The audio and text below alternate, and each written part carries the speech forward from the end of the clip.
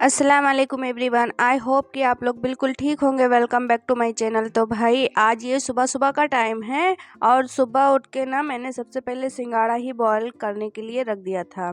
शाम को हस्बैंड जी सिंगाड़ा लाए थे ना, तो मैंने सोचा लो सबसे पहले मैं वही बॉईल कर लेती हूँ। और अगर सुबह ना बॉईल करो तो फिर वो मतलब रह ही जाता है, 2-3 दिन ऐसे ही चला जाएगा। तो सबसे पहले मैंने बॉईल कर दिया था और बॉईल करके मैंने रख दिया था तखत पे, ताकि जिसका मन हो वो उठ के मतलब उठा के और छील के खा ले। फिर उसके बाद मैं तुरंत आ गई थी किचन में, और किचन में यहाँ पे ना सबसे पहले सिंगाड़ा बॉईल करने के बाद में मैंने रख दिया था पास्ता बॉईल होने के लिए। अच्छा, आज टिफ़िन के लिए ना मैंने पास्ता ही बनाया है, और इधर ना शाम को बनाया था स्टू, तो उसी को मैं गरम कर रही हूँ। फिर यहाँ पे पास्ता हो गया था, और फ्राइडे था ना, आज फरहान की छुट्टी थोड़ा 1 घंटा पहले ही हो जाएगी, तो पास्ता उनके लिए ठीक था, तो इसीलिए मैंने पास्ता ही बना दिया था। वरना मैं रोटी वोटी ही दे देती हूँ या फिर खुद थोड़ा हैवी देती हूँ बस। और फिर यहाँ पे वो चले गए थे अपने स्कूल, और यहाँ पर इतना पास्ता बच गया। अब इसमें ना फरहान अनम अनम खा लेंगी और मैं, दोनों लोग खा लेंगे। फिर यहाँ पर मैंने सब्जी को बघार दिया था। अच्छा, सब्जी ना मेथी मिर्चा और प्याज से ही मैंने बघारा था, और हरी लहसुन से।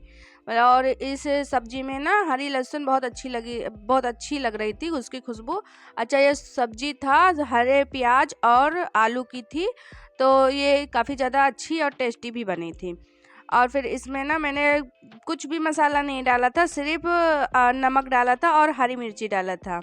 और हरी सब्जियों में मैं कोई मसाला डालती भी नहीं हूँ। फिर यहाँ पर मैंने आलू डाल के थोड़ा सा लाल किया नमक डाल के, और फिर यहाँ पे डाल दिया था हरा प्याज। हरी मिर्ची को डाल के अब मैं इसमें डाल दूंगी टमाटर। अच्छा, टमाटर मुझे डालना तो था नहीं इसमें, वैसे टमाटर का तो कुछ पता स्वाद लगता नहीं है, लेकिन मुझे डालना पड़ गया था इसलिए, क्योंकि पास्ता जब मैंने बनाया था ना, तो मुझसे टमाटर जो है थोड़ा ज़्यादा ही कट गया था, तो इसीलिए मैंने इसमें ही डाल दिया। इधर उधर फेंकने से अच्छा है कि इसी में डाल दो। उसके बाद में यहाँ पे सब्जी का मतलब कंप्लीट हो गया था प्रोसेस, तो मैंने उसको उधर वाले साइड में रख दिया था, और इधर मैं रोटियां बनाने के लिए तवे को रख दिया था। और फिर यहाँ पे अब मैं रोटियां बनानी शुरू कर दूंगी। इस समय फरहान चले गए अपने स्कूल, और हस्बैंड जी तो अभी आए नहीं हैं, लेकिन हाँ थोड़ी देर में अभी आ जाएंगे। और फिर यहाँ पर मैंने सबसे पहले रोटी बनाने से पहले ही मैंने सब्जी को सोचा कि चेक कर लूँ, तो सब्जी यहाँ पे हाफ कुक हो गया है।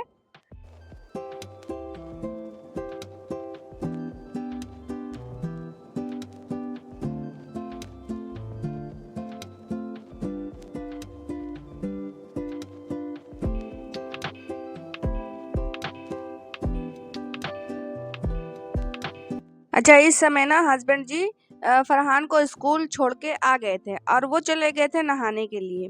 तो वो अब नहा कर जब आएंगे तब मैं उनको नाश्ता दे दूंगी। उसके बाद में मैंने चाय बनाया था। अच्छा, मैं रोटी बना ही रही थी, इतने में उन्होंने बहुत सारे काम कर लिए थे वो हस्बैंड जी। फरहान को चले गए थे, स्कूल भी छोड़ आए थे, और नहा भी लिया था, नाश्ता भी कर लिया था। इतने में मेरी रोटी ही सिर्फ बन रही थी, और यहाँ पर अब वो नाश्ता कर चुके हैं, तो मैंने सोचा कि आज मैं साथ में ही चाय पियेंगे। तो चाय को मैंने सुबह नहीं बनाया था, थोड़ी देर में बनाया था। फरहान को चाय पीना नहीं था, वो बोले कि मैं चाय नहीं पीऊँगा, तो उनको मैंने दूध बिस्कुट ही दे दिया था। और अब हम दोनों बैठ के चाय पियेंगे। इस समय खाना वाना वो खा चुके हैं, बिल्कुल जाने के समय है। उनको ना चाय बहुत कम पसंद है। खैर, अब वो चाय पी के चले भी गए थे, तो अब मैं ऊपर जाऊंगी। हम बच्चे मतलब बच्चों में सिर्फ अनम ही हैं, तो मैं और अनम और फातिमा 3 लोग ही ऊपर जाएंगे थोड़ी धूप के लिए। तो यहाँ पे ये देखो, इनकी एक्टिंग अलग ही रहती है। अब बताओ, इतनी भारी तो है नहीं कि ये सर पे रखे, लेकिन फिर भी मेरी अनम जो है ना, वो बहुत ज़्यादा शरारती है। वैसे उसकी शरारतें ना बहुत अच्छी भी लगती हैं।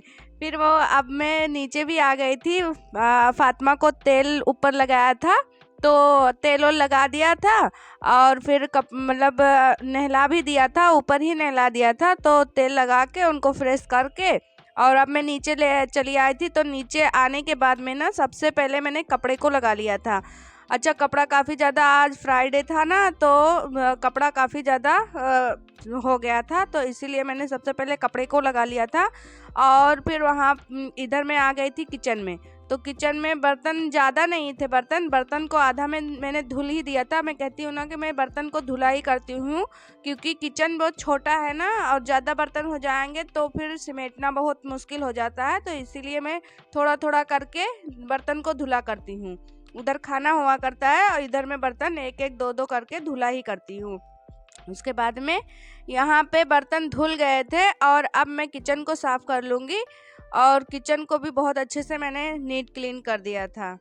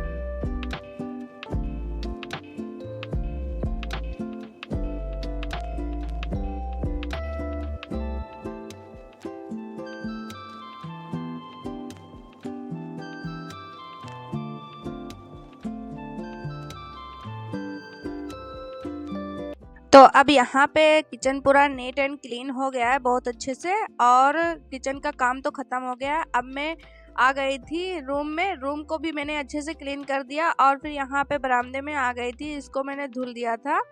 और थोड़ा मैसी था, ऐसा हो रहा था, धूल भी दिख रहे थे, तो मैंने सोचा कि इसको मैं धुल ही देती हूँ। धुलने से कुछ ज़्यादा ही ठीक हो जाता है, अच्छा मतलब चमक जाता है जैसे। तो अब मैं झाड़ू लग गया है, पूरा घर क्लीन हो गया है खूब अच्छे से। और अब मैं यहाँ पे धुल दूंगी, उसके बाद में मैं नहाने के लिए चली जाऊंगी। और फिर फ्राइडे था ना, तो मुझे नहाते नहाते शाम को 3:30 बज गए थे। इतना काम करते करते ना थोड़ा लेट हो ही जाता है, क्योंकि दिन बहुत छोटे हो रहे हैं ना, इस समय काम करते समय दिन का पता ही नहीं चलता है कि कब चला गया। उसके बाद में अब मैं नहा भी चुकी थी थोड़ी देर बाद। और फिर अब मैं आपसे मिलूंगी शाम के टाइम में, बच्चों को पढ़ाने के समय में। तो फिर मैं घर पे ही बच्चों को पढ़ाती हूँ ना अरबी, और कहीं मैं नहीं भेजती हूँ, मैं घर पे ही पढ़ा लेती हूँ अरबी। तो बच्चे मतलब मुझे लगता है कि ठीक ही जा रहे हैं, ठीक डायरेक्शन में जा रहे हैं। तो अब मैं यहाँ पे फरहान को पढ़ा रही थी। अच्छा, ये 5वां पारा पढ़ रहे हैं। तो आप लोग दुआ करिए कि मेरे फरहान ना अच्छे से मतलब पढ़ लें, कुरान शरीफ पूरा ख़त्म कर लें। और फिर अब मैं आपसे यहीं पे विदा लेती हूँ। अल्लाह हाफिज।